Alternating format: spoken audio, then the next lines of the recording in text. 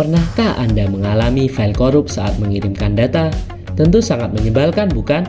Untuk itu ada metode dalam mendeteksi kesalahan dengan metode parity check. Assalamualaikum warahmatullahi wabarakatuh. Saya Tarafakasi dari kelas 11.6 akan menjelaskan mengenai metode parity check dalam mendeteksi kesalahan pengiriman data. Apa itu metode parity check?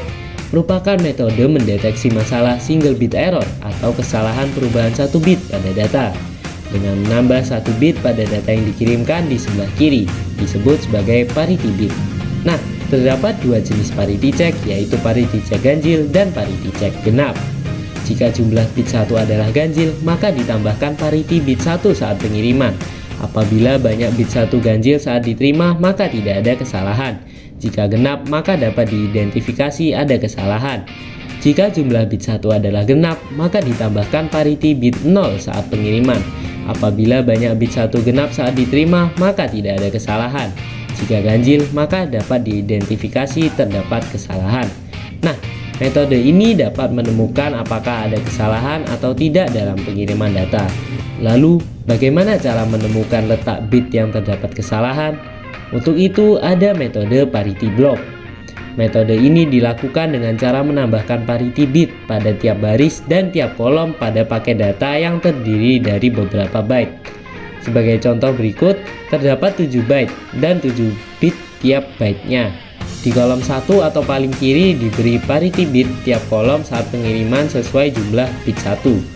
Dan di baris paling bawah diberi parity bit sesuai jumlah bit 1 tiap barisnya. Berikut ini adalah implementasi dari penggunaan metode parity block. Terjadi perubahan data saat dikirim dan data yang diterima. Dengan metode parity block ditemukan bahwa terdapat kesalahan di baris ketiga dan kolom kelima yang awalnya 1 menjadi kosong.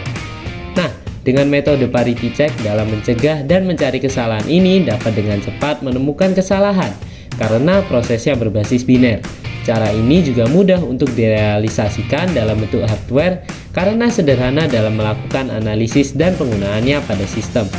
Namun, metode parity check ini juga tak lepas dari kelemahan, diantaranya terbatas karena hanya dapat mendeteksi sedikit bit error dan tidak dapat mendeteksi kesalahan dalam jumlah genap dan burst error.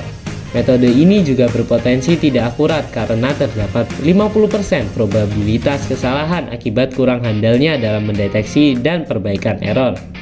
Sekian penjelasan dari saya, semoga bermanfaat. Wassalamualaikum warahmatullahi wabarakatuh.